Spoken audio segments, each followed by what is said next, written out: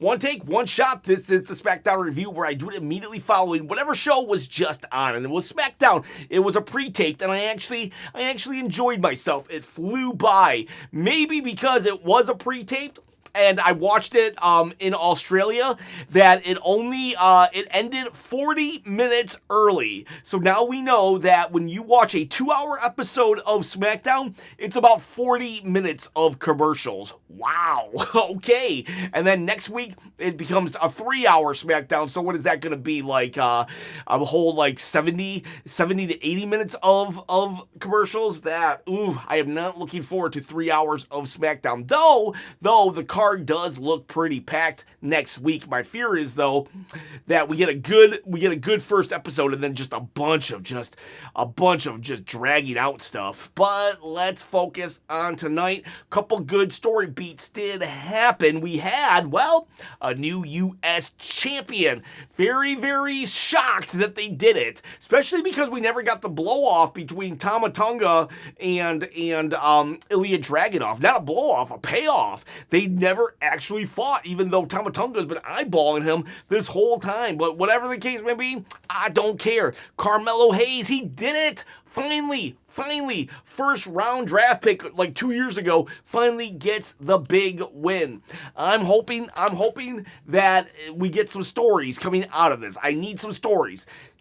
Great match, but I'm thinking maybe we should stop the U.S. Challenge for a little bit and let Carmelo Hayes get some good stories to sink his teeth in. But yes, super duper happy that we finally gave it to Carmelo. He's definitely got the in-ring stuff done. And props to Ilja Dragunov as well. Ilja looks like he wants to just murder anybody who steps across the ring from him. And they both did a bang-up job tonight.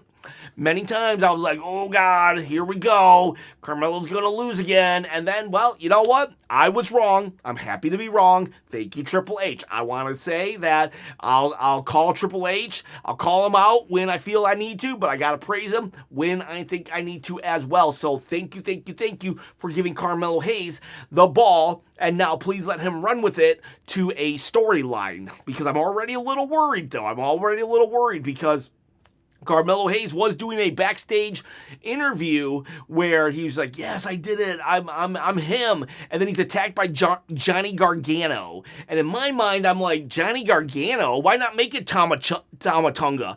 Tama Tonga's a heel right now. Why not make him the first challenger if Carmelo Hayes is kind of a good guy? Honestly, I think what they should have done was actually made it Trick Williams attack him immediately. They did this a long time ago in NXT where Sami Zayn won the NXT title or something, and Kevin Owens came out to congratulate him as his friend and instantly just like destroyed him. And I think we could have done that here with Trick Williams, because Trick Williams was on SmackDown tonight. Carmelo Hayes wins, and instantly Trick Williams makes his presence known. I understand why we didn't do that, because I would hate for Carmelo to lose the championship right away, and then it would suck for Trick Williams to lose his first feud. But man, what a statement that would have been. But instead we're getting Carmelo Hayes versus Johnny Gargano. No shade to Johnny Gargano, okay? I know the guy's super talented and whatnot, but this is almost akin to Jade Cargill facing B-Fab and Meacham. It's like, he just wins his championship. We need it. The momentum. I get that we want to give him like maybe a victory or something, but like I want to see him instantly out the gates facing strong, credible people. And Johnny Gargano, let's face it, he's not going to win the U.S. title. Now, if I'm wrong and Johnny Gargano is next up in line, I'll come back and apologize, but I don't think I'm wrong.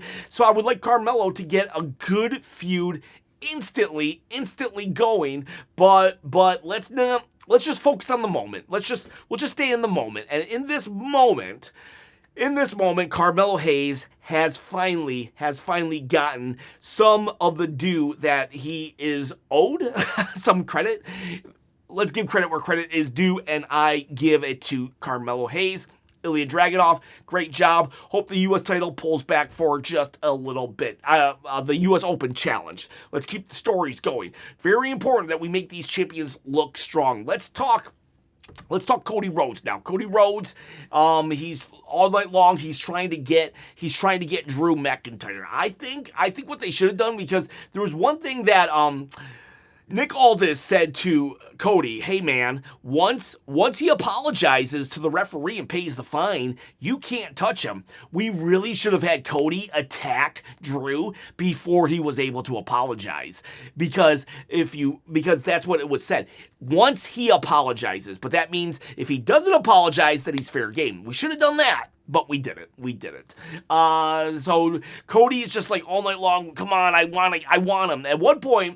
At one point, Trick Williams, we see Trick Williams out of nowhere. He's sitting down with his lemon pepper steppers on his shoes on the desk, and Nick Aldis, what are you doing? And Trick's like, hey man, they're gunning for me at Raw. You gotta match that bag of cash.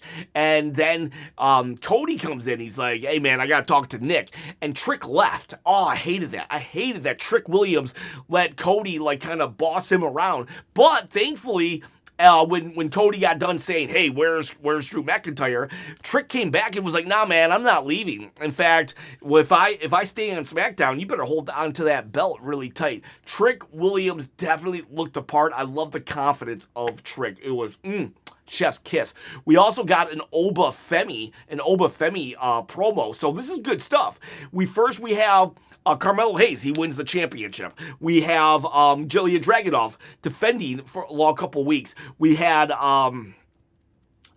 Trick Williams not backing down from Cody Rhodes, not looking like a total chump, and a vignette for Oba Femi. So SmackDown is really about to become the land of the rookies, land of opportunities, as they once called it during the Daniel Bryan run of SmackDown GM-ness. And Joe Hendry was here tonight too. That's how the whole shebang started. We'll talk more about Cody and Drew at the end. Drew had a savage line. Holy crap, it was a savage line Drew did. But we start with Joe Hendry, clap clap, versus Miz. This was just a fun comedy, not like it wasn't like pure comedy, but it kind of was at the same time.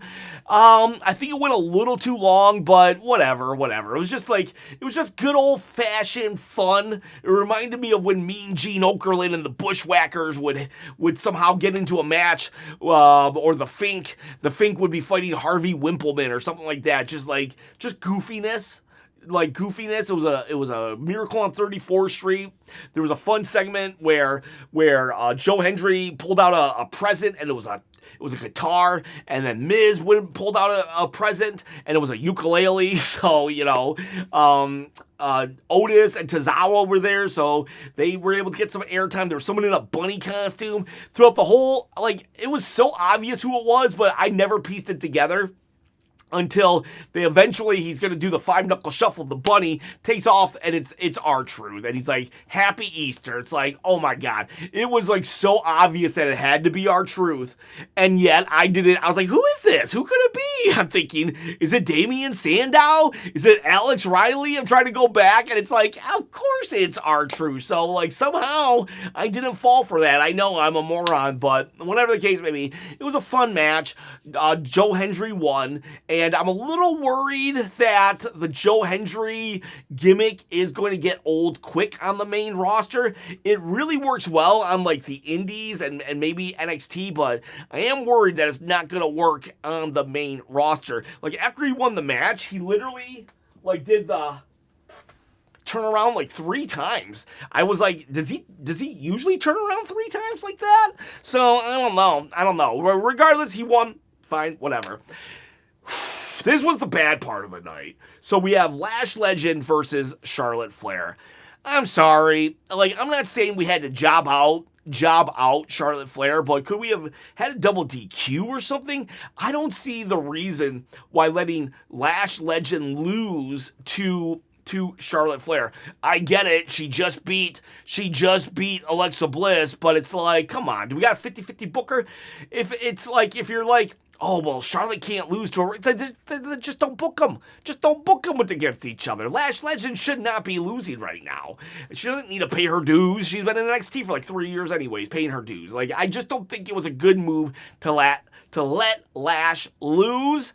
But yeah, she did. She lost to Charlotte Flair, and they will have there was a segment backstage where Rhea and Io come all nice to Charlotte and Alexa, like, hey man, we're gonna win the titles, not you. And it's like, oh, there's playful banter between them. But then Nia and Lash come in like, no, we're gonna win. And then finally, because there's animosity, heels and faces, it actually started getting interest. And out of nowhere, the Kabuki Warriors showed up, and and so I guess we're gonna get a match next week.